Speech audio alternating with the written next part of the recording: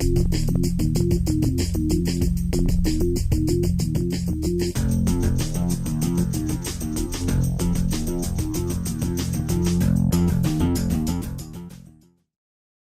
welcome. My topic today, I'm going to talk about 1177 BC. So let me take you away from rainy Bethesda and take you back more than 3,000 years in the past, where hopefully it's a little warmer and sunnier. This is the late Bronze Age. This is the period that is, I would say, nearest and dearest to my heart. If I could be reincarnated backwards, I would choose to live back then. I'm sure I would not live more than about 48 hours, but it'd be a good 48 hours. So we're in the period from 1700 till about 1200 BC here, 500 years. And you can see from this map, the different colored areas are the different civilizations that were around at that point. Basically, I call them for shorthand the G8 of the ancient world, because there's actually 9, but never mind. So it's close. So we've got Minoans and Mycenaeans over in Greece. We've got Hittites up in Turkey. We've got the Egyptians, which are coming up here into Canaan. Mitanni here, Assyrians and Babylonians, Cypriots here. These are the great powers of the late Bronze Age. They're all flourishing 3,500 years ago, give or take. And this is actually a period that you know about. You might not have thought you knew about it, but you do. Because in this time period, we've got Hatshepsut, the world's first female pharaoh. Familiar to anybody? You've all heard of her, right? Tutmosis III, her stepson, Amenhotep III. How about Akhenaten, the heretic pharaoh? Right, okay, so he's in this period as well. I'm venturing to guess that most of you have heard of King Tut. Would I be correct about that? Yes, okay, so that's this period as well. Ramses II, Pharaoh of the Exodus, if it took place, that's another lecture. Ramses III is going to be our boy today. He's going to be the hero of this particular period. This is also the time when we get the Battle of Kadesh between the Egyptians and the Hittites, 1279. Little thing called the Trojan War. Heard of that? That's at this time period. In fact, this is the context for the Trojan War. I do think it happened. Again, that's a topic for another lecture. My wife does not think it happened. We argue about this at home. Others argue over mortgage payments. We argue about the Trojan War. So, and then again, this is the period of the Exodus, probably about 1250 BC, if it took place. So you see, you already know this period, even if you thought that you did not. Now, one thing that is special about this period is that it is globalized for its time period. That is, it's not globalized like we are today, but from Italy on the west to Iraq and India on the east, they are all in connection with each other. They're all in contact. From Turkey in the north down to Egypt in the south, we get one of these social network diagrams. That's what my wife does, social network analysis. So this is courtesy of her. You know the, 6 Degrees of Kevin Bacon with all the movies? Yeah, same thing here, except that this is what's called a small world, which means there are no more than 3 leaps between any 2 pairs or any pair of people. So if the Mycenaeans did not know the Assyrians, they knew the Hittites who knew the Assyrians, and you could get there within 1 or 2 leaps. Now, the reason this is important is that there's been very few times in history where we've had such a situation. Us today is one, them back then is another. So this is why I would say that looking at what happened to these guys, even though it was more than 3,200 years ago, is actually relevant to today, because looking at what happened to them might have implications for us today as well. And what happened? Well, they collapsed. Just after 1200 BC, everything that had been going very nicely for several centuries by this point comes to a crashing halt on either side of 1200 BC. Right? Everybody that I just mentioned goes down. We get a dark age that lasts for between 150 and 300 years, and basically civilization has to reboot in this area. Okay? So, this was a huge loss to the world. It is comparable to the collapse of the Roman Empire, which happened 1,500 years later. The main problem is we're not really sure what caused it. So that's what I want to talk about mostly today, are the possible explanations for what caused that collapse, and then see if maybe we should start going, yeah, all right. So it used to be that it was a very simple explanation. When I was in graduate school, when I was an undergraduate, and for decades before me, the simple solution was that the Sea Peoples had done it. When in doubt, the Sea Peoples. So who are the Sea Peoples? Well, this is the Egyptian name for them. The Egyptians, actually, it's our name for them. We call them the Sea Peoples. The Egyptians talk about a number of different groups coming through the Eastern Mediterranean and winding up in Egypt on the shores, attacking them, not once but twice over a 30-year period. They come in 1207 and they come in 1177. And yes, 1177 is where I get the title of the book. It is the second time that Egypt is invaded by these people. Now, the problem is, in fact, that the dates change. The Egyptologists keep changing the chronology. So a better way to put it is the 5th year of Merneptah and the 8th year of Ramses III, and that way you don't have to worry about it. Right? On their inscriptions, they say, in my 5th year this happened, and in the 8th year this happened. That is why when the book came out 2 years ago, I got a nice note from a senior colleague in New York City. And he sent me an email, and all he said is, congrats on the book. The title should have been 1186 BC. I wrote him back a 2-word email. No, it's not what you're thinking. I wrote back and said it was. And in fact, the original contract, which I had signed with Princeton back in 2007, the title was 1186 BC. But in the interim, while I was working on it, the Egyptologists changed the chronology again. So it became 1177. Ironically, since it's come out, they've changed the chronology back. So the next edition is probably going to be called 1186, question mark, something like that. Anyway, all right, so what we get, the Egyptians tell us in both reigns, in Merneptah and Ramses III, but let me focus on Ramses III here because it's more literally picturesque. He leaves on the wall of his mortuary temple in Egypt, a place called Medinet Habu, which is near the Valley of the Kings. In fact, I presume some of you have been there. Anybody been to Medinet Habu? No? Well, I think we need a field trip, for sure. Definitely. All right, well, it's over by King Tut's tomb, the Valley of the Kings. On a wall of his temple, which is what you're looking at here on the left-hand side, and you see the drawing on the right-hand side, he gives us a picture of the invasion and an inscription of what went on. So he tells us the foreign countries made a conspiracy in their islands. All at once the lands were removed and scattered in their fray. No land could stand before their arms. And then he tells us what happens, who they overran. From Hate, Kode, Carchemish, Artswa, and Elashia on. Now we know where these places are. Hati is Turkey, it's the Hittites. Kode is where Turkey meets Syria. Carchemish, northern Syria. Artswa is actually western Turkey on the coast there. Elashia is the ancient name for Cyprus. So these people are sweeping across from west to east, across Turkey, down the Levant, across Cyprus. They set up a camp in Amur, that's northern Syria.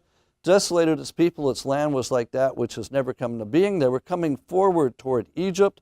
Flame was prepared before them. And then he actually tells us the name of the peoples. He says their confederation was the Peleset, the Tejeker, the Shekelesh, the Denyan, and the Weshesh.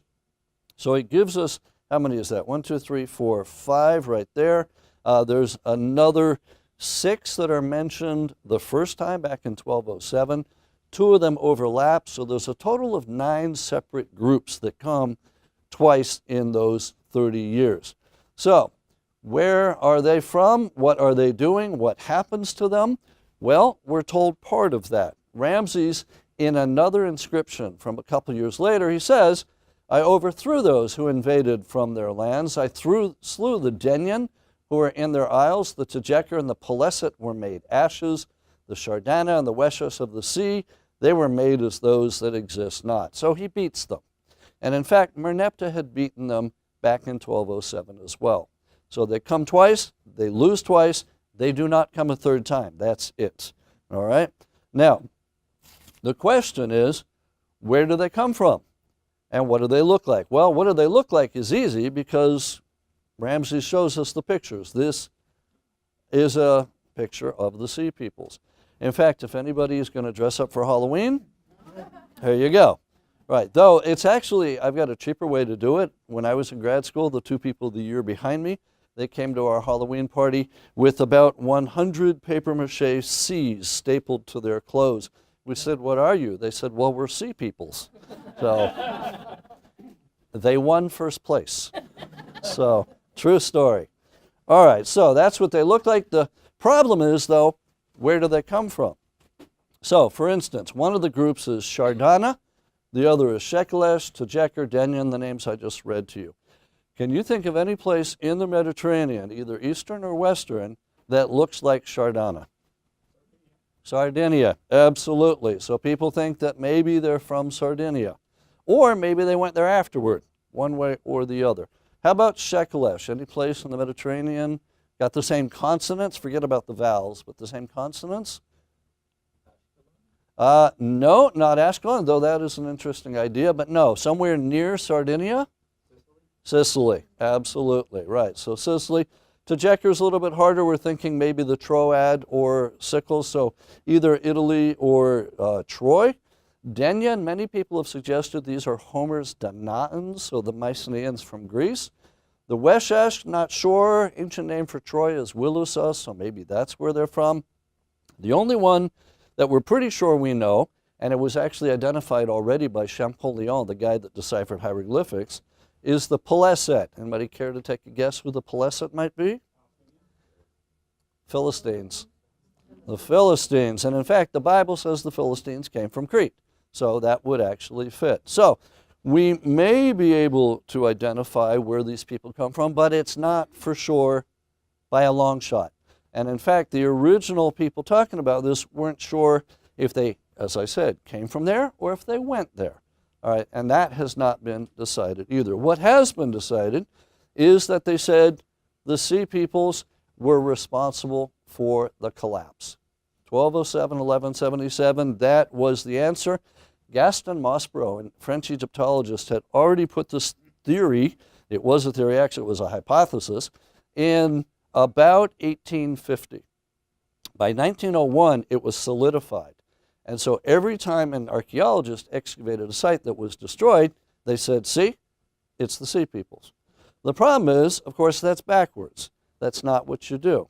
So I actually think that this is not the right answer, even though there are some interesting parts to it. So for instance, here's your Sea Peoples again, the Philistines, and we do have Philistine remains in the region that is now Israel, also Lebanon, also Syria. This is degenerate Mycenaean pottery. It looks like somebody from Greece came over, made it, but the clay that they're using is from Cyprus or Rhodes or the Levant. So it really does look like you've got Mycenaeans that join in and come on over. So there is something to the suggestion that the Sea Peoples were real. The Egyptians are not just making them up. But if we take a look at the inscription that he actually leaves us, what Ramses shows us, and it's kind of hard to see, but on the left you've got the actual drawing. On the top right is an artist's rendition of it, and then down bottom a modern day parallel. What Ramses shows us is that these people that are coming, they're not like Vikings. They're not just raiding. They're bringing their families. You've got the wife, you've got the kids, you've got the belongings, you've got the ox cart. These are people moving. They're migrating. So instead of Vikings, think of the Dust Bowl from the 1930s here in America. Everybody moving from Oklahoma to California. It's that kind of thing. So the question then becomes, what could have started such a migration? Now, I also think that it's a little too simplistic to give the explanation that I was taught in graduate school. They said, oh, well, there was a drought, and that led to famine, and that led to the movement of the sea peoples. That led to cutting of the trade routes, and that then led to collapse because they were not self-sufficient enough. Now, on the one hand, that's a nice explanation. On the other hand, you'll notice it's quite linear. You will also probably realize it's never that nice, right? It's a lot more messy. And so I think that this is not the right answer. I think it's too simple. The sea peoples are part of it, yes, but they're not the sole reason. And in fact, I think they might have been as much the victims as they were the oppressors. That is, they are one of the symptoms of this, but I don't think they're the cause. I think they are a bogeyman that's been used to scare little kids for the last couple of generations, or at least if your parents are archaeologists, it was. So, I was skeptical, shall we say, and I wanted to look around for what really happened. So what I want to present to you today is my alternate hypothesis for what caused the collapse, and then see what you think of it. Now, I remind you that we've got a globalized society for that time, for that period, with everybody in contact with everybody else. And I give you one major example. I said that this is the late Bronze Age, and actually the Bronze Age goes from 3000 to 1000 BC, give or take. And we're in that last part of it. You've got the early, middle, and late. The way you make bronze, as I put up here, is tin and copper, right? 90% copper, 10% tin. Some of you may know that if you don't have tin, you can actually use something else. Anybody know what that is? You can actually use arsenic. I don't recommend it. You won't live long, but you can make arsenical bronze. But here, most of the copper is used to make bronze at that time. The copper is not a problem. It's coming from Cyprus. In fact, that's where the word comes from. Kypros, Cyprus, means copper. The tin is a little bit more problematic. Possible some came from Cornwall, though I rather doubt they got up there more than once in a blue moon. There are some tin mines in southern Turkey, but not enough. The vast majority came from Afghanistan, specifically the Badakhshan region of Afghanistan. Now, anybody here have lapis lazuli jewelry? Anything like, okay, that's same area, right? Lapis and tin come from the same area of Afghanistan. So we have to get it all the way from Afghanistan over to this area. And we do know that they are doing this because we have a text from the site of Mari, which is on the Euphrates River. I'm actually not sure that Mari exists anymore because ISIS took it over and we're busy looting it, so it may be gone by now. But the Mari letters, which were found by the French in the 1920s, one of them says that tin is coming there and being sent on to Ugarit on the northern coast of Syria, and from there is being sent on to Crete. So you can see that you've got a trade route of hundreds, if not thousands of miles. If you cut it at any point, you are indeed in trouble. And in fact, a colleague of mine in England has said that for them, tin was like oil is for us, right? And that keeping the steady flow of tin is the same problem that we've got for oil. And I think that's a pretty good analogy. But bear in mind that they're also importing finished goods as well. We've got them swapping raw materials, not just tin and copper, but also gold and silver and other things. But along with the raw materials are coming the finished goods. They've got a regular trade circuit going here. So this is one of my favorite. It's another one of these Mari letters. Actually dates from just after 1800 BC. One Kaftorian weapon. Now, Kaftor is their name for Crete and the Minoans. So this is a weapon from Crete. The top and the base are covered with gold. Its top is encrusted with lapis lazuli. Now, this is not the dagger. This is from the Death Pits of Ur. But still, I thought it illustrated it nicely, a gold dagger with lapis lazuli. And I don't know about you, I want one of these. All right? I'd happily, carry it open, whatever, but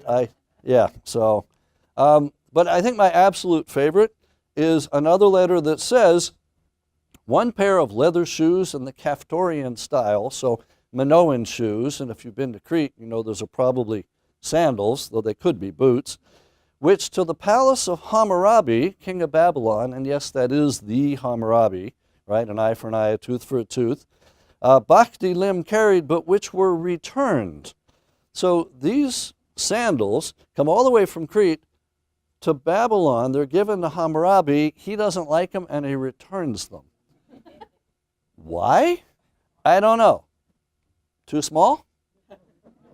Too last millennium? At any rate, so for fun, at GW, I once had my students look at Hammurabi's law code, all 272 or 282 laws, and I said, find the penalty for returning shoes. And they came back crestfallen. They said, there is no penalty. I said, exactly. So nothing changes. That's one of the interesting things about it. So we've got this globalized society, trade, reciprocity, diplomacy. Everybody's marrying each other's daughters for gold and silver and whatnot. And then into it, you drop a little chaos, and suddenly we've got a big, big problem. And one by one, these wink out until you're only left with Egypt. Everybody else goes away. No more Mycenaeans, no more Minoans, no more Hittites, no more Cypriots, at least temporarily. Only the Egyptians survive because they win, but it's a Pyrrhic victory. They are never as strong again. That was their high point, the New Kingdom period. So, when you say the others went away, they completely died out, or their civilization became more primitive? They pretty much went away. The 1% is gone, and I'll come back to this, but they lose the art of writing. They lose the art of large buildings. You get a dark age, right? So Mycenaean civilization is considered to end just after 1200. Same with Minoans. Same with Hittites. Same with Assyrians. Same with Babylonia. You will get successors, which we'll get there, with Neo in front of them, the Neo-Hittites, the Neo-Assyrians, the Neo-Babylonians. So it's not the end of the world as we know it, but it's close, okay? So what I would like to do then is to figure out, if it's not the Sea Peoples, then what else could have caused this? So could it have been drought, like some have suggested? Could it have been famine? Could it have been invaders? Could it have been earthquakes? And my answer to this is yes. I actually think it's all of them, because you can survive a famine, or at least some people can. You can survive a drought. You can survive invaders. You could survive an earthquake. Yes, lots of people will die, but your civilization does not end. What if you have more than one of them then? If you have a multiplier effect, if you have what I would call a perfect storm, and that's what I think happens. So let me quickly run through the evidence for each of those and then see what you think. So, for instance, drought. Drought's not a new suggestion. Already back in the 1960s, Rhys Carpenter, who was a professor at Bryn Mawr, was suggesting that the Mycenaeans came to an end because of drought. But he didn't have hard data. He didn't have proof for it. It was just a hypothesis. He looked at changes in population. He looked at population movements and various things, and he hypothesized that this is what caused it. But it remained just a hypothesis, and it was never proven, so people kind of forgot about it. However, in the last 5 years, we now have the data that he was looking for. So we can now bring it back scientifically. There is a guy named Kaniewski. He works out of Paris. He's got an international team, and he went to the site of Gibala in North Syria back in actually he was there in about 2010, published the article in 2011, and what they did was to take samples from dried up lagoons and lakes and look at the pollen that was in there. And what they found was that there is what he called a dry event, a 300-year-long dry event. The pollen showed that there was drier climatic conditions in the Mediterranean from the 12th century until the 9th century. So about 1200 BC to about 900 BC, there is this dry event, what we would call climate change. So this was the first instance. He then went over to Cyprus, did the same thing, published that in 2013, and again took samples from Halis Sultan Tekke, which has a dried up lagoon, and here again major environmental changes took place in the period from 1200 to 850. It turned the area into a drier landscape, and the precipitation and groundwater probably became insufficient to maintain sustainable agriculture. So drought in North Syria, drought in Cyprus, and then Lee Drake came along, published a great article in 2012 in the Journal of Archaeological Science, in which he looked at a number of different studies that other people had done and pulled them all together, including things like there is a drop in the temperature of the surface of the sea in the Aegean, which would lead to less rainfall. And he concluded also that there was a drought that started somewhere after 1250 BC. Right? And I like this article so much, I did something I don't usually do. I wanted to send him an email saying that it was a great article. I did a search for him. He was somewhere like at Northern Arizona University, and I typed in Lee Drake and into Google, and it said, the very first thing it said is, "You are friends on Facebook." Seriously? So I wrote to him, I said, Lee, I guess we're friends on Facebook. Anyway, great article. And he wrote right back to me, he says, "Good to hear from you. Haven't seen you since Megiddo in 2006. So we dug together. So be careful who you're writing to. You may actually know them. So what was neat, though, he was in the Philippines searching for downed World War II aircraft with XRF stuff. So pretty neat stuff. Anyway, so he came up with this. And then the other scientific survey that is relevant was done by Daphne Langut. You can see her down here. And Israel Finkelstein and Thomas Litt. And they went to the Sea of Galilee and to the Dead Sea, and they showed that there was a drought there as well, but shorter. This time it was only from about 1250 to 1100. So as a result of this now, we've got drought, North Syria, Cyprus, Israel, and Greece, which means that it's pretty much Mediterranean wide. So I think now we've got the data that Reese Carpenter wanted. And of course, as each of these studies came out, the world's media grabbed hold of it. So this is New York Times. Pollen study points to drought as culprit in Bronze Age mystery. LA Times, climate change may have caused demise of late Bronze Age civilizations. National Geographic got into it. Archeology magazine came out with something. New York Post, and they threw in globalization for good matter as well. Right, so this made headlines all around the world. So I do think that we've got evidence for drought. And then you may remember the NASA-funded study that said that we were going to end in a couple of decades, except then it turned out NASA hadn't funded it, but never mind. And so at that point, I decided, I wrote an op-ed that came out in the Huffington Post, The Collapse of Civilizations. It's complicated, right, which it is. So we've got drought, and drought frequently leads to famine. But how do you find archaeological evidence for that? It can be tough. Unless you find mass graves, something like that, you don't know if you've got famine. Unless you have written textual evidence, which we have. They are writing back then. There's no problem. This is a nice period. And this site of Ugarit, where we already mentioned that the tin was coming at one point, there are entire archives that have been excavated there. You have to be able to read Akkadian or Ugaritic, but I presume most of you can, so that's not a problem. So here we've got one letter from the house of Ortenu. Ortenu is one of the merchants that's both working for himself and on behalf of the government. And he says that there is a famine ravaging the city of Emar. Now that's in inland Syria, but he was such a good businessman that he had a branch in Emar. So he's based in Ugarit, but he's over in Emar. And he says in about 1185, "There's famine in our house. We'll all die of hunger. If you don't quickly arrive here, we ourselves will die of hunger. You will not see a living soul." All right, so famine, drought? Yes, I think so. All right, but just in case, here's a letter from the king of Ugarit to somebody who is not named, but he's probably his peer. "Here with me, plenty has become famine." So Ugarit itself also is suffering. Up in Turkey, they are hit as well. Two letters from the Hittite king. One says, "Do you not know that there was a famine in the midst of my lands?" And the other one says, "It's a matter of life and death." So I think we're on pretty safe ground to say that there is famine and that people are dying from it. Now, what about invaders or even internal rebellion? I think these both happened as well, but it can be hard to tell them apart, whether you've got people from outside or people from inside. So, in terms of outsiders, again, we've got written textual evidence. And this, again, is from the city of Ugard. It's just a wealth of information. In fact, they've just published 3 more volumes in French that I haven't even seen yet, and I want to see what's in those.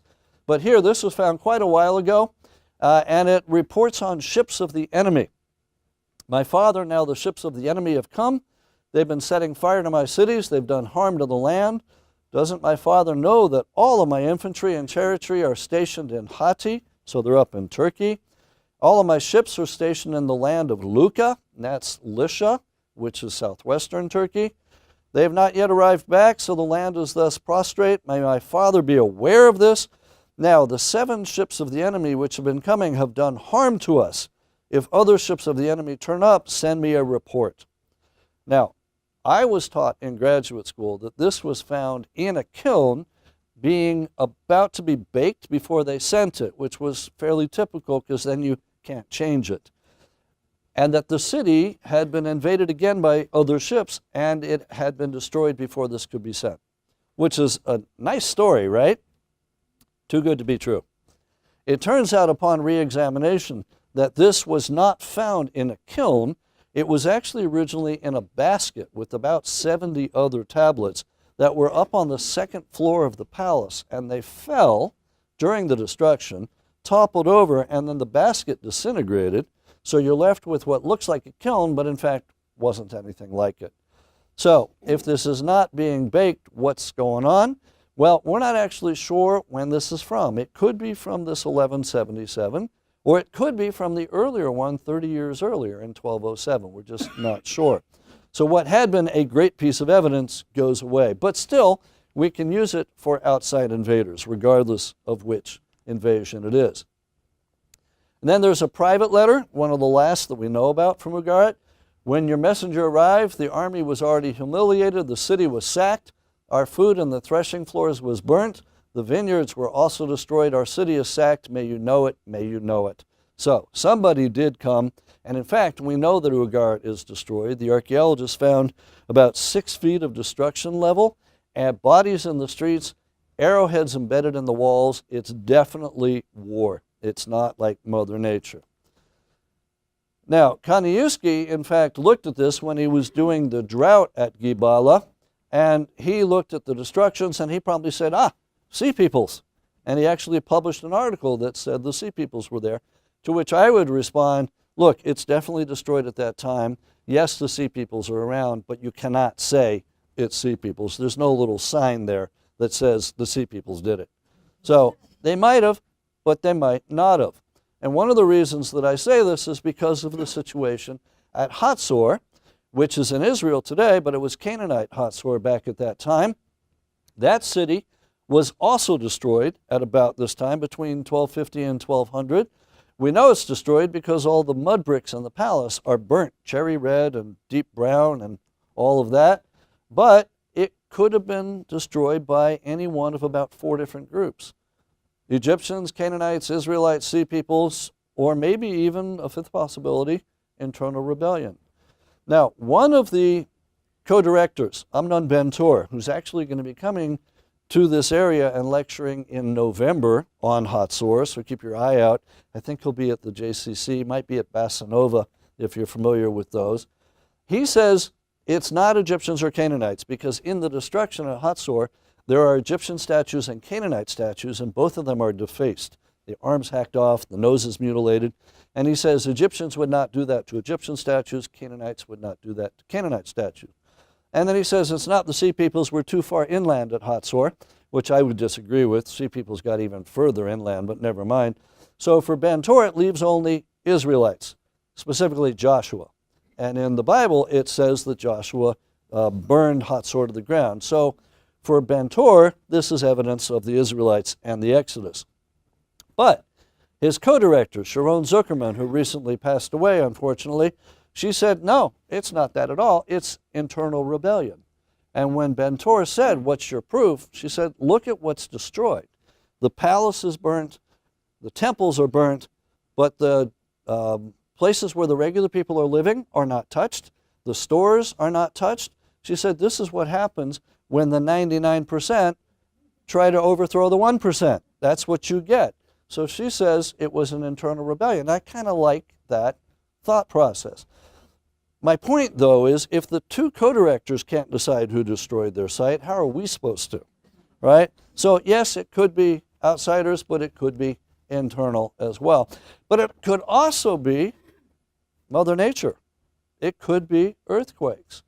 So for example, we've got a map of, again, all the sites that are destroyed after 1200, all of our 1177.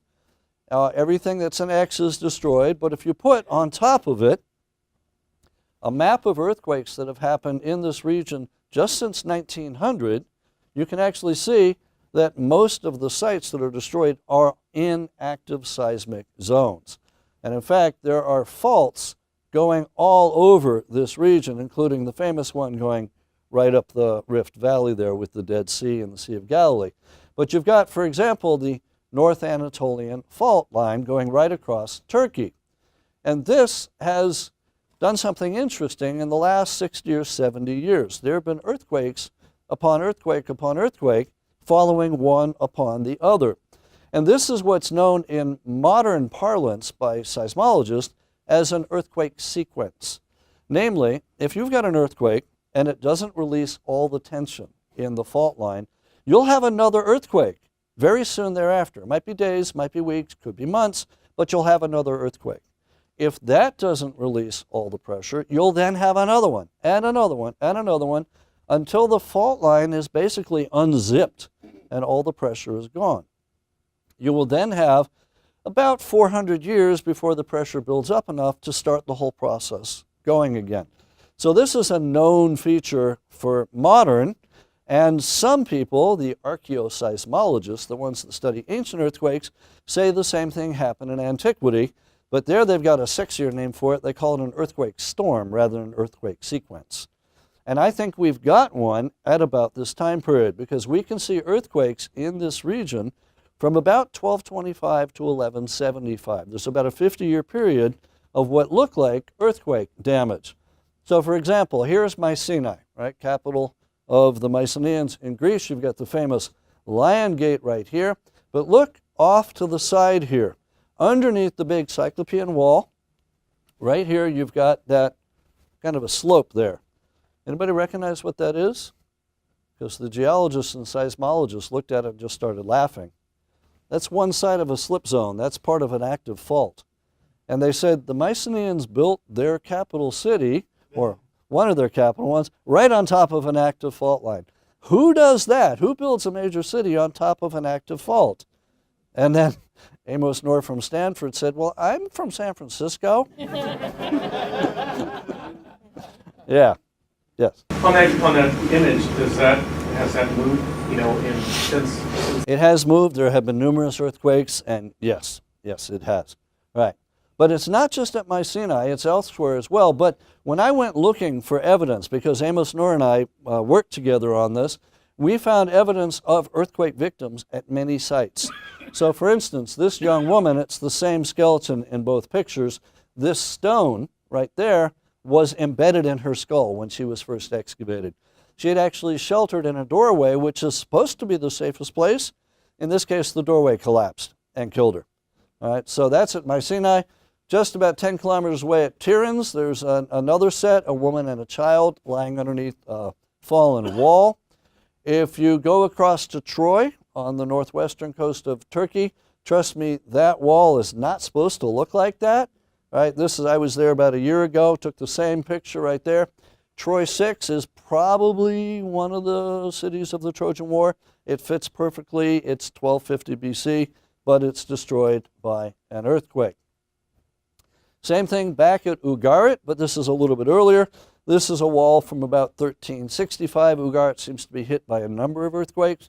But again, trust me, that wall was not supposed to look like that. That's what happens after an earthquake. So I think some of the destructions that have been attributed to the Sea Peoples are actually caused by Mother Nature.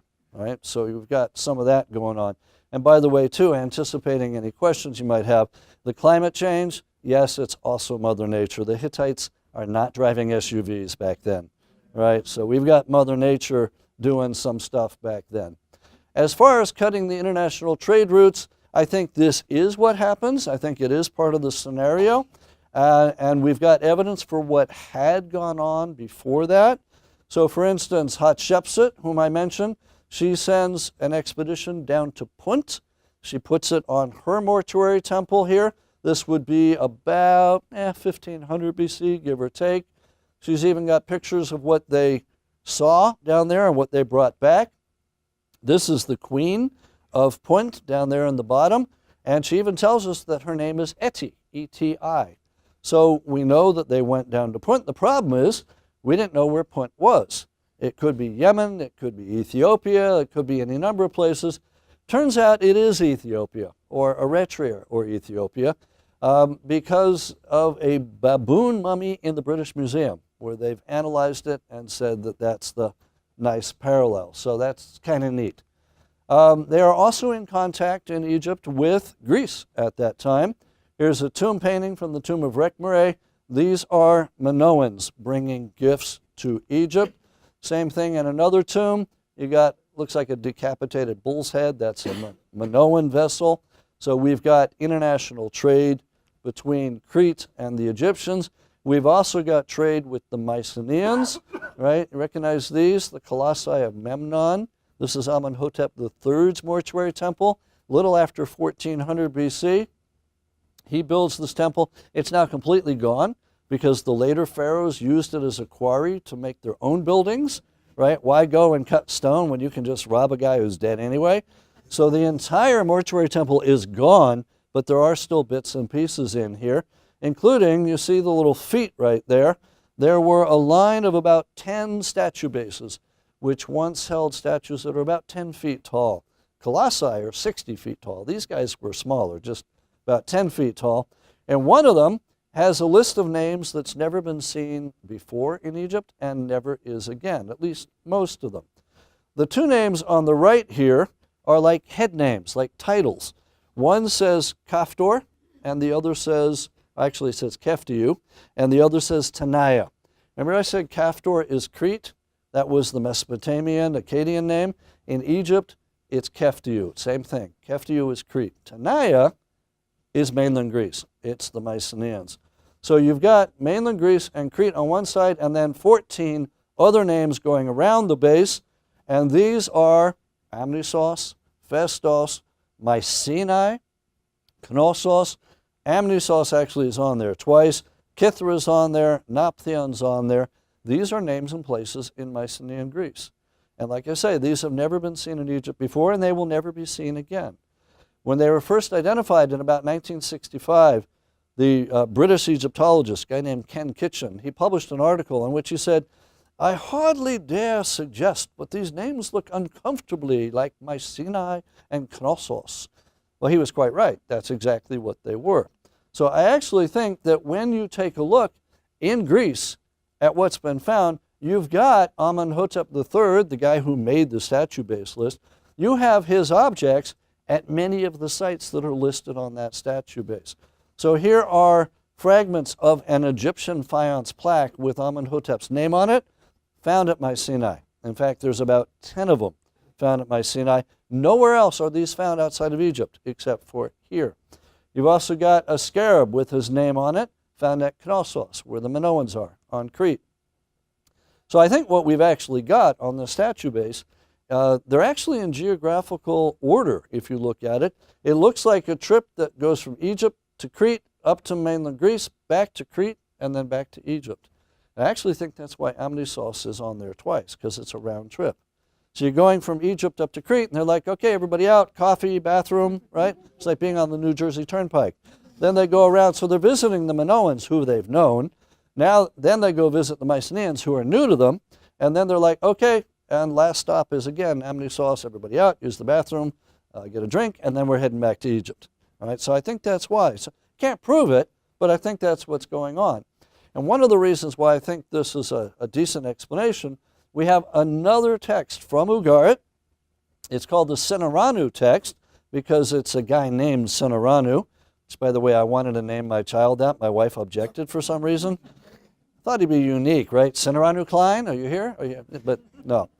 From the present day, Amastamru, the son of Nikmepa, that's the king of Ugarit, exempts Sinaranu, son of Siginu, his grain, his beer, his olive oil to the palace he shall not deliver.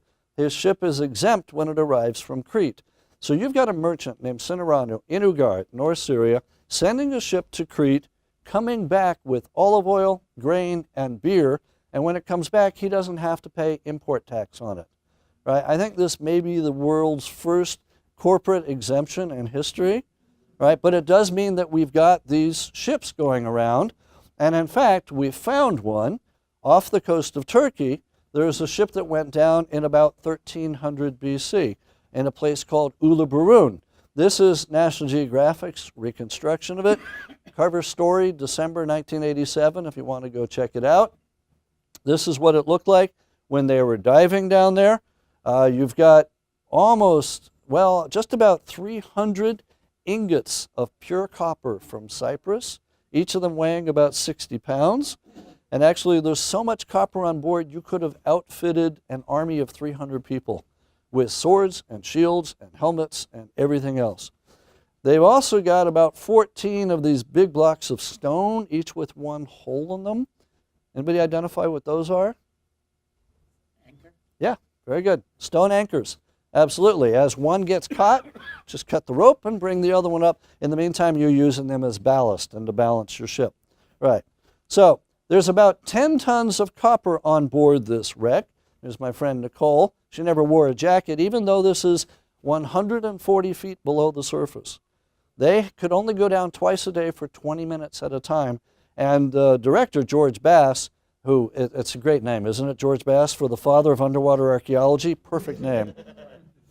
He said this was as if you had had 2 martinis and then tried to work. But working was, 140 feet down and you could drown. So they never had an accident, not a major accident in 20,000 dives over 12 years. It's because they had an ex-Navy SEAL in charge. So, right. Anyway, 10 tons of copper. There's also a ton of tin on board. And remember the 90% copper, 10% tin? They could have made a fortune in bronze off of here. All the raw materials up here, this is actually my favorite raw material there. Ingots of raw glass. In this case, colored with cobalt, so they're blue. But they also had purple and rose and brown. And down here, lower left, terebinth resin from the pistachio tree. You use it in making perfume. You also use it to color wax. Ivory, both elephant and hippopotamus. We had always thought all the ivory in the late bronze was elephant. Once it turned out these were hippo, they went to all the museums and retested. Turns out about 90% of the ivory is from hippo. They're like, that's strange, there aren't any hippos in the region of the Levant anymore. Then somebody went, yeah, I think I know why.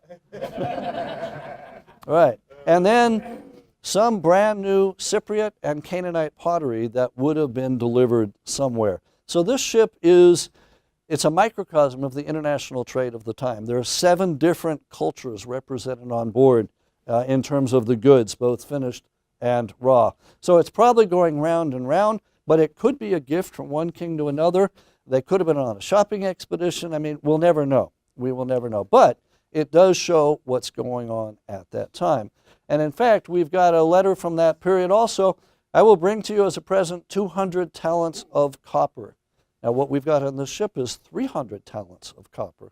So it shows that that's what they're doing back then. So again, globalized economy.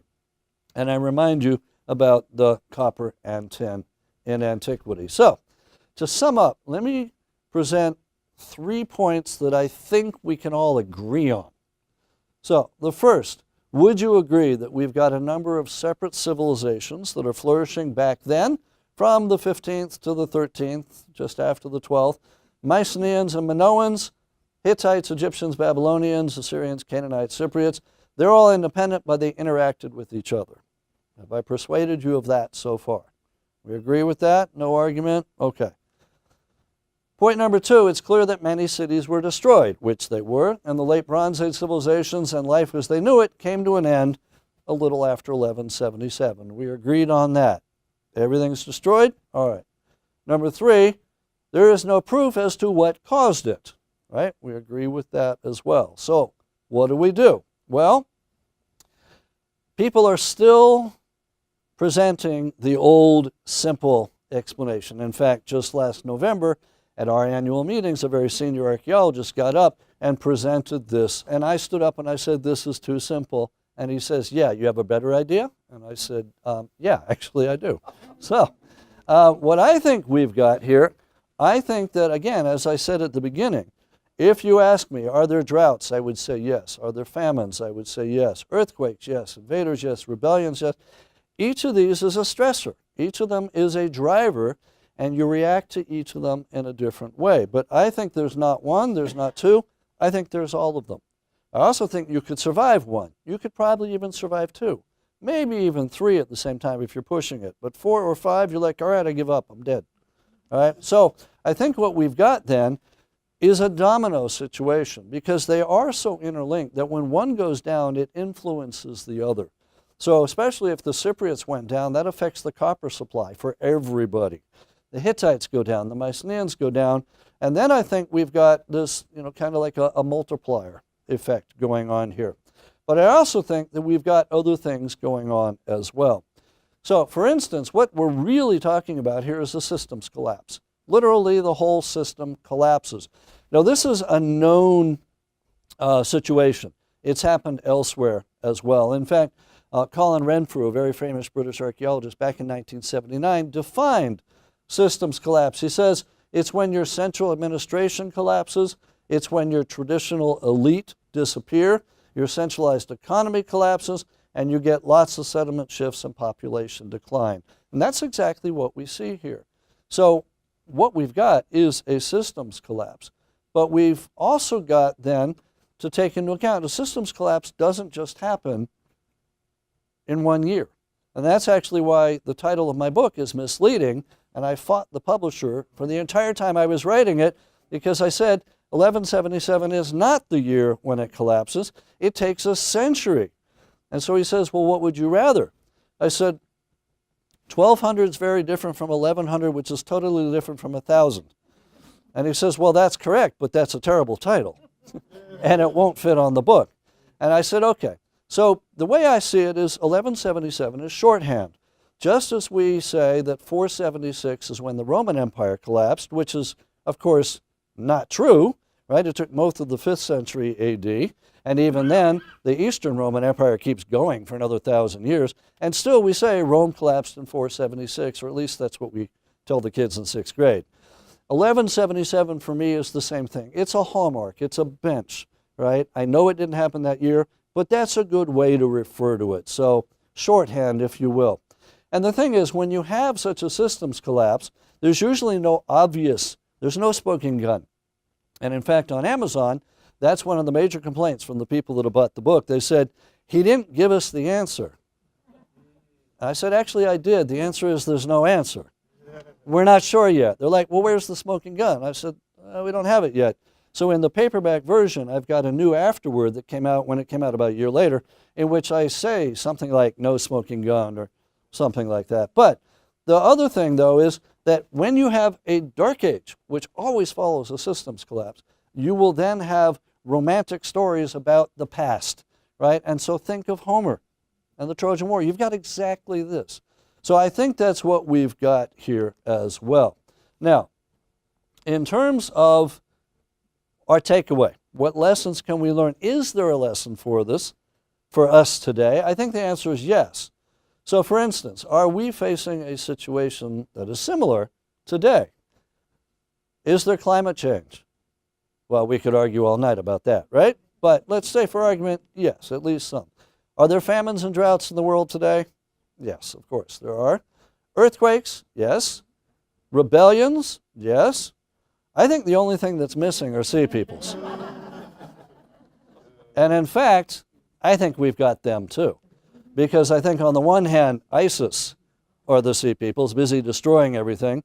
But on the other hand, the refugees that are fleeing Syria could also be the sea peoples. So you've got both sides. So I actually think we've got pretty much the same situation. So in the last couple of years, the headlines coming out of the Mediterranean and the Middle East Greece's economy's tanked, right? This should all be familiar since about 2012. Internal rebellions in Libya, Egypt, and Syria with outsiders and foreign warriors, right? The Arab Spring. Turkey fears it's going to become involved. Israel's afraid it will be involved. Jordan's crowded with refugees. Iran is bellicose and threatening pretty much as usual. Iraq is in turmoil, right? These are all ripped from the headlines in the last, 3-4 years, right? Well, what if we looked at news from the Middle East in about 1200 BC? Yeah, pretty much the same. So my question now is, does knowing this help us? Well, from my point of view, I look back.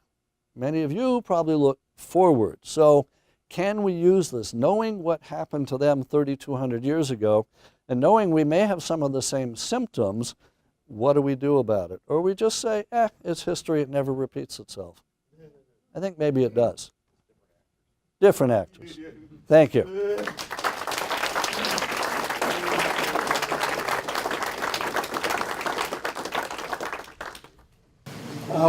Was there any role for piracy? Because you have a lot of this communication is seaborne, and so there would be a great opportunity. We see this now. We can add that to your list. We have piracy now in areas that we didn't have it. Absolutely. So is there piracy? The answer is yes. And in fact, two friends of mine, they've been writing paper after paper after paper about piracy in the late Bronze Age. We definitely know it's there later. I mean, Julius Caesar actually gets captured by pirates from this region, right? But yes, so Louise Hitchcock and Aaron Mayer have been writing paper after paper, and they have all kinds of wonderful titles, Arg, piracy, and the, right. So yes, I think this is part of it. I would, though, put that in the category of cutting the international trade routes, right? But yes, I think definitely. Presumably, these powers had, their own navies that could provide protection, and as they collapsed, then their mean lines of communication became extremely vulnerable. Yes, absolutely, absolutely, yes.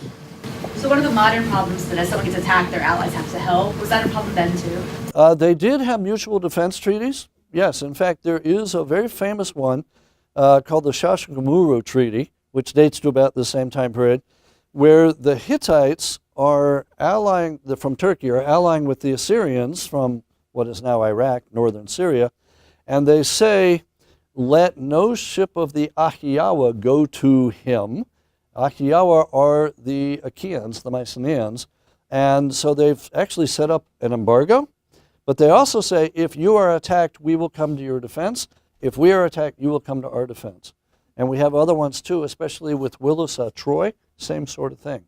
So yeah, they've got mutual defense pacts back then. Yeah. Did they use any money, coins to trade them? Any Money, money? coins, or Coins and all that? No, we are 600 years too early for that. Coins, the first coins we know about are invented in Lydia, in Turkey, in about 700 BC. So we're a good 600 or 700 years too early. But that doesn't mean they don't have the equivalent. There has been a suggestion that those oxide ingots, the talents that were in the ship, that was the equivalent of currency, and you could barter with it. So we don't have coins, but we do have other things. With copper and tin so very valuable, what did people have to trade to get it? Okay, so what are you trading in order to get the copper and tin? Well, it depends what society you're in. But for instance, we know the Mycenaeans are trading olive oil and perfume, which in fact they make from the olive oil. They're also trading the other metals, silver and gold, right? Egypt's got a monopoly on gold. Silver, the Mycenaeans, there's a huge mine just outside of Athens. So pretty much anything you can think of, they're trading, including wheat and grain and barley and grapes and all those things. The Uluburun shipwreck actually had the remnants of raw materials such as fruits, figs, and all that. So yeah, so they're definitely going back and forth. It's a nice little economy that's going. Yeah. Given that famine is one of the basic problems that you see here, it seems odd that these invaders had burned the entire city, including all the food crops and stuff like that. It just doesn't make a lot of sense. It does not make a lot of sense, exactly. So if the invaders are coming in and burning everything to the ground, including the grain, yeah, what's going on? In fact, we have an interesting situation, which is almost the opposite in a way. At Hatzor, when she pointed out that it might be an internal rebellion, the jars were found still full of grain. They're burnt, but they're still full of grain. So exactly that. Whoever did it burnt their own grain, which does seem strange. On the other hand, if you are an invader and you're following a burnt or scorched earth policy, that's exactly what you would do. Right. So it may be that in those cases it is the Sea Peoples, but yeah. What I find interesting though, linking Sea Peoples and drought, the original hypothesis was that they started moving from Sicily and Sardinia because of a drought in the Western Mediterranean.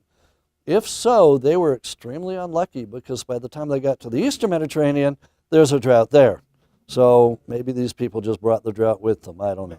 But yes, so it's odd. I will give you that, yes. Someone had said that the Israelites originated in an internal rebellion. Could you, in other words, equating them? Could you comment on that? Okay, so the Israelites, all right, so that's probably the Finkelstein's suggestion where the Israelites are already in Canaan and they are the same as the Canaanites and all that. That's a whole nother lecture on the Exodus and all that. The short answer is, I'm not going to go quite there, but I'll go part way there. Because what I think happens is, you notice everything collapses right about the same time as the Israelites are moving around according to tradition. I think what happens is that the collapse of the Bronze Age powers creates a power vacuum in this region. We know for sure that the Egyptians withdraw, and they had been in control of that area for a good 3 centuries.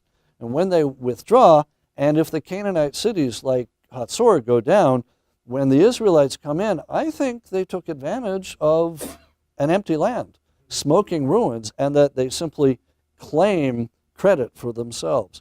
So it's what I would call a coattail hypothesis, that the Israelites are riding the coattails of the Sea Peoples and the other natural problems here. But it is possible they were already there, and that's in fact what Finkelstein is saying, that they're moving from the highlands down to the lowlands, but it's because the Egyptians have moved out and there are now smoking ruins there. So I would actually link the two of them.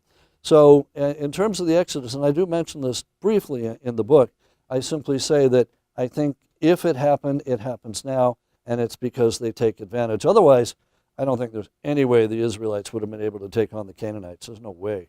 But this then explains for me how it could have happened, if that makes sense. Now, you're not asking one other question. I was waiting for you to ask. There is one stressor or driver that I haven't mentioned that should go hand in hand with drought and famine and war. Yeah, disease. Where's the disease? Thank you. I haven't mentioned disease at all, right? Why not? There's no evidence for it. We don't have bodies anywhere. None of the texts mention it. So there's nothing. We do know. Now, the text should mention it if it's happening. We know back 1350 BC, time of Amenhotep III, and my favorite guy, Shupiluliuma. I wanted to name my other kid that. He is a king up in Turkey. He's a king of the Hittites. And they tell us that he went to war with Egypt, and they brought back Egyptian prisoners of war who were suffering from the plague. And the plague then wiped out most of the royal family of the Hittites and a lot of the population. But that happens 150 years earlier. There is also evidence, there is a mummy of a later Ramses, Ramses VI, who is about 1140, 1130 BC. He had smallpox. And you can tell that from his mummy, but you can't tell if he died from smallpox. And there's no mention in the Egyptian records of anybody else dying for it. So I'm waiting. I'm sure that it was there, but we don't have any text for it. We don't have any bodies. So for the moment, the one thing I thought would have really ravaged the world did not. There is no evidence for disease. But as we say in archaeology, absence of evidence is not evidence of absence. So I think we will be able to add this, but it's going to be another excavation that will find evidence for this. Just like David Soren found a cemetery outside of Rome with all kinds of malaria victims that he says contributed to the fall of Rome. So it may be that we'll have something like that, but not yet. What was happening in Eastern and Western Europe at the time, and is there any evidence of any contact between, like, the peoples that were running around in, France and Spain and places like that? Was it too remote? Is there any No, it's not too remote. Okay, so the evidence up in Europe and what's happening at that, there is some contact. In fact, there was an article maybe a couple months ago up in Scandinavia that there showed that there were contacts with Mycenaean in Greece, which I'm not surprised at. You're getting amber from the Baltic coming down here. So yes, they're in contact. I don't think it's huge. I think most of the trading partners are in and around the Mediterranean, but we do have them going up to Europe. And there is evidence for a drought up in Europe a little bit before this. So that was the original hypothesis, was that people moving down from Europe moved into Sicily and Sardinia, kicking those people out, who then moved over to Greece, who kicked those people out, and you had a whole domino effect that way.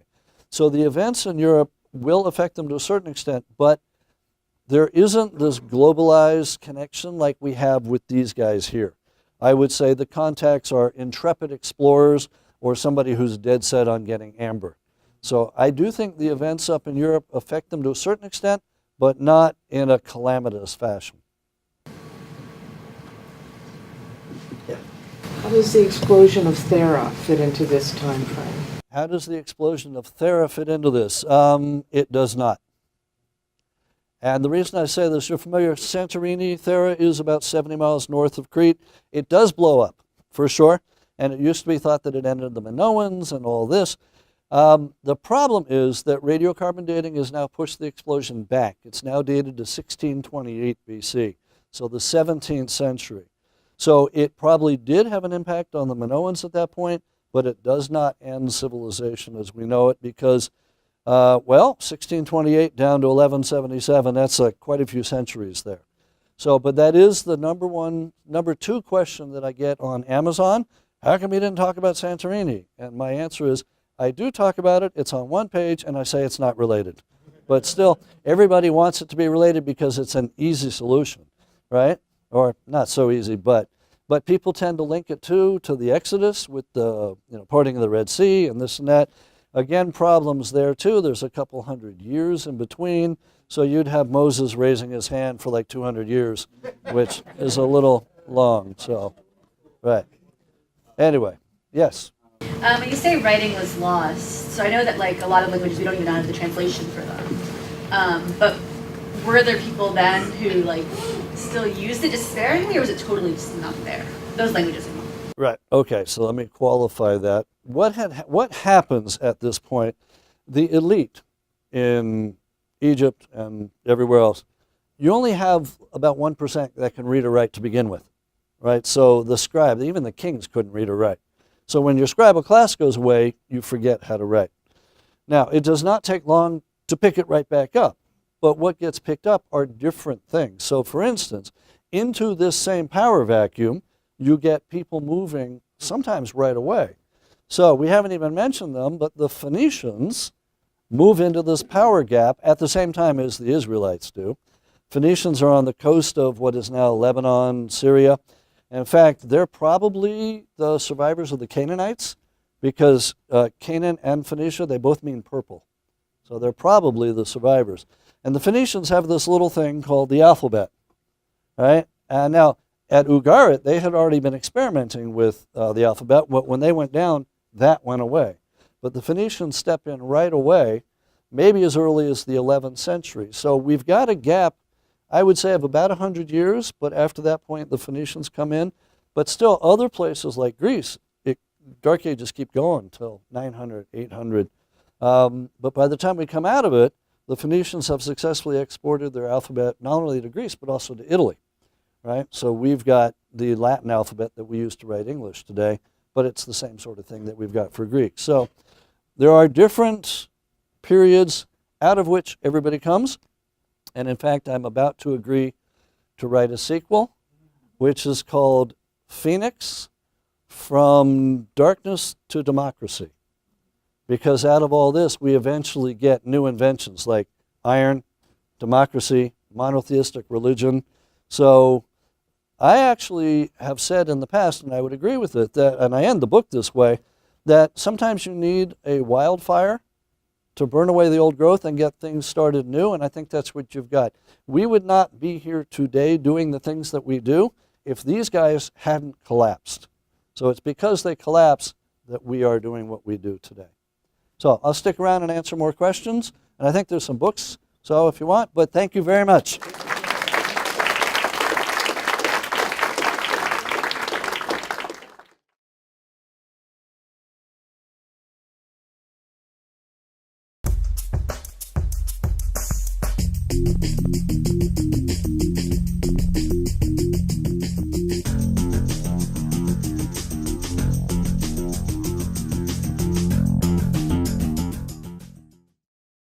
Well, welcome. My topic today, I'm going to talk about 1177 BC. So let me take you away from rainy Bethesda and take you back more than 3,000 years in the past, where hopefully it's a little warmer and sunnier. This is the late Bronze Age. This is the period that is, I would say, nearest and dearest to my heart. If I could be reincarnated backwards, I would choose to live back then. I'm sure I would not live more than about 48 hours, but it'd be a good 48 hours. So we're in the period from 1700 till about 1200 BC here, 500 years. And you can see from this map, the different colored areas are the different civilizations that were around at that point. Basically, I call them for shorthand the G8 of the ancient world, because there's actually 9, but never mind. So it's close. So we've got Minoans and Mycenaeans over in Greece. We've got Hittites up in Turkey. We've got the Egyptians, which are coming up here into Canaan. Mitanni here, Assyrians and Babylonians, Cypriots here. These are the great powers of the late Bronze Age. They're all flourishing 3,500 years ago, give or take. And this is actually a period that you know about. You might not have thought you knew about it, but you do. Because in this time period, we've got Hatshepsut, the world's first female pharaoh. Familiar to anybody? You've all heard of her, right? Tutmosis III, her stepson, Amenhotep III. How about Akhenaten, the heretic pharaoh? All right, okay, so he's in this period as well. I'm venturing to guess that most of you have heard of King Tut. Would I be correct about that? Yes, okay, so that's this period as well. Ramses II, Pharaoh of the Exodus, if it took place, that's another lecture. Ramses is why when the book came out 2 years ago, I got a nice note from a senior colleague in New York City. And he sent me an email, and all he said is, congrats on the book. The title should have been 1186 BC. I wrote him back a 2-word email. No, it's not what you're thinking. I wrote back and said it was. And in fact, the original contract, which I had signed with Princeton back in 2007, the title was 1186 BC. But in the interim, while I was working on it, the Egyptologists changed the chronology again. So it became 1177. Ironically, since it's come out, they've changed the chronology back. So the next edition is probably going to be called 1186, question mark, something like that. Anyway, all right, so what we get, the Egyptians tell us in both reigns, in Merneptah and Ramses III, but let me focus on Ramses III here because it's more literally picturesque. He leaves on the wall of his mortuary temple in Egypt, a place called Medinet Habu, which is near the Valley of the Kings. In fact, I presume some of you have been there. Anybody been to Medinet Habu? No? Well, I think we need a field trip, for sure. Definitely. All right, well, it's over by King Tut's tomb, the Valley of the Kings. On a wall of his temple, which is what you're looking at here on the left-hand side, and you see the drawing on the right-hand side, he gives us a picture of the invasion and an inscription of what went on. So he tells us the foreign countries made a conspiracy in their islands. All at once the lands were removed and scattered in their fray. No land could stand before their arms. And then he tells us what happens, who they overran. From Hate, Kode, Carchemish, Artswa, and Elashia on. Now we know where these places are. Hati is Turkey, it's the Hittites. Kode is where Turkey meets Syria. Carchemish, northern Syria. Artsawa is actually western Turkey on the coast there. Alasya is the ancient name for Cyprus. So these people are sweeping across from west to east, across Turkey, down the Levant, across Cyprus. They set up a camp in Amur, that's northern Syria. Desolated its people, its land was like that which has never come into being. They were coming forward toward Egypt. Flame was prepared before them. And then he actually tells us the name of the peoples. He says their confederation was the Peleset, the Tajeker, the Shekelesh, the Denyan, and the Weshesh. So he gives us, how many is that? 1, 2, 3, 4, 5 right there. There's another 6 that are mentioned the first time back in 1207. 2 of them overlap, so there's a total of 9 separate groups that come twice in those 30 years. So, where are they from? What are they doing? What happens to them?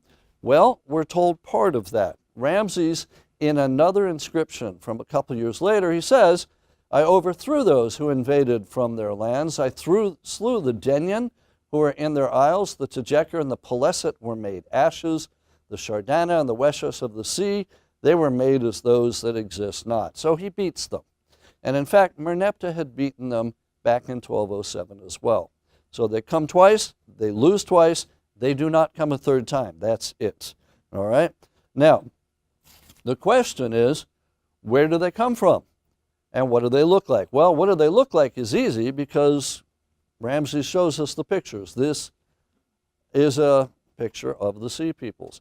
In fact, if anybody is going to dress up for Halloween, here you go. Right, though it's actually, I've got a cheaper way to do it. When I was in grad school, the 2 people the year behind me, they came to our Halloween party with about 100 papier-mâché C's stapled to their clothes. We said, what are you? They said, well, we're Sea Peoples. So they won first place. So, true story. The third is going to be our boy today. He's going to be the hero of this particular period. This is also the time when we get the Battle of Kadesh between the Egyptians and the Hittites, 1279. Little thing called the Trojan War. Heard of that? That's at this time period. In fact, this is the context for the Trojan War. I do think it happened. Again, that's a topic for another lecture. My wife does not think it happened. We argue about this at home. Others argue over mortgage payments. We argue about the Trojan War. So, and then again, this is the period of the Exodus, probably about 1250 BC, if it took place. So you see, you already know this period, even if you thought that you did not. Now, one thing that is special about this period is that it is globalized for its time period. That is, it's not globalized like we are today, but from Italy on the west to Iraq and India on the east, they are all in connection with each other. They're all in contact. From Turkey in the north down to Egypt in the south, we get one of these social network diagrams. That's what my wife does, social network analysis. So this is courtesy of her. You know the, what is it, 6 Degrees of Kevin Bacon with all the movies? Yeah, same thing here, except that this is what's called a small world, which means there are no more than 3 leaps between any 2 pairs or any pair of people. So if the Mycenaeans did not know the Assyrians, they knew the Hittites who knew the Assyrians, and you could get there within 1 or 2 leaps. Now, the reason this is important is that there's been very few times in history where we've had such a situation. Us today is one, them back then is another. So this is why I would say that looking at what happened to these guys, even though it was more than 3,200 years ago, is actually relevant to today, because looking at what happened to them might have implications for us today as well. And what happened? Well, they collapsed. Just after 1200 BC, everything that had been going very nicely for several centuries by this point comes to a crashing halt on either side of 1200 BC. Right? Everybody that I just mentioned goes down. We get a dark age that lasts for between 150 and 300 years, and basically civilization has to reboot in this area. Okay? So, This was a huge loss to the world. It is comparable to the collapse of the Roman Empire, which happened 1,500 years later. The main problem is we're not really sure what caused it. So that's what I want to talk about mostly today, are the possible explanations for what caused that collapse, and then see if maybe we should start going, yeah, all right. So it used to be that it was a very simple explanation. When I was in graduate school, when I was an undergraduate, and for decades before me, the simple solution was that the Sea Peoples had done it. When in doubt, the Sea Peoples. So who are the Sea Peoples? Well, this is the Egyptian name for them. The Egyptians, actually, it's our name for them. We call them the Sea Peoples. The Egyptians talk about a number of different groups coming through the Eastern Mediterranean and winding up in Egypt on the shores, attacking them, not once but twice over a 30-year period. They come in 1207 and they come in 1177. And yes, 1177 is where I get the title of the book. It is the second time that Egypt is invaded by these people. Now, the problem is, in fact, that the dates change. The Egyptologists keep changing the chronology. So a better way to put it is the 5th year of Merneptah and the 8th year of Ramses III, and that way you don't have to worry about it. Right? On their inscriptions, they say, in my 5th year this happened, and in the 8th year this happened. That is